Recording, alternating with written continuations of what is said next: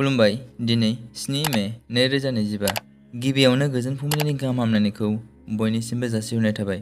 राशिफोरखौ फरायनायनि सिगां आंनिफ्राय आनान गसाइनिसिम आरज खालामनाय जायोदि दिनैनि साना बुहुमनि साफ्रोमबो सुबुंफोरनि थाखाय गाहामैनो गाहाम बारलांनो हायो।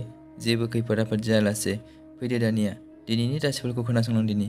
गिबियावनो दङ मेष राशि। मानिबा थाखाय जिंगा सिनांनो हागौ, गोसोखौ लोरबां लानो नाङा। मेष राशिनि खाफालगोनां अनजिमाया 4। बृष राशि। माबा मोनसे मोजां खौरां खोनानो मोननो हागौ, गोसोखौ गोजोन मोनगोन। बृष राशिनि खाफालगोनां अनजिमाया 7।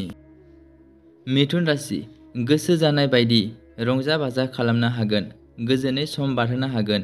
मिथुन राशिनि खाफालगोनां अनजिमाया 2। कर्कट राशि। सोरजोंबाफोर सोमोन्दो गावस्रालायनाय जानो हागौ, गोसोखौ हमथानानै थानांगोन। कर्कट राशिनि खाफालगोनां अनजिमाया 4। सिंह राशि।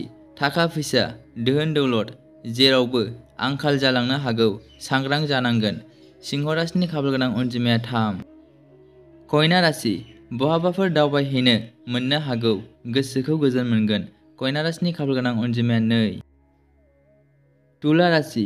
माबाफोर जेंनायाव गोग्लैबायनो हागौ, जेखियानो जाया गोसोखौ हमथा। तुला राशिनि खाफालगोनां अनजिमाया 3। वृश्चिक राशि। सोरबा सिनायै सुबुंजों सोफै खालामफैजानो हागौ, सांग्रां जानानै थानांगोन। वृश्चिक राशिनि खाफालगोनां अनजिमाया 4। धनु राशि। बबेबा खामानियाव अजद दिखांजानो हागौ, साननाया फेलें थांगोन। धनु राशिनि खाफालगोनां अनजिमाया 6। मकर राशि। नखरनि जेंनाफोरखौ लानानै गोजोननाय गैयै सोमजिनो हागौ, गोसोखौ हमथानानै था। मकर राशिनि खाफालगोनां अनजिमाया 4। कुम्भ राशि। मोजां खामानि मावनो थुलुंगाखांगोन, साननाया जाफुंनो हागौ। कुम्भ राशिनि खाफालगोनां अनजिमाया 7। मीन राशि।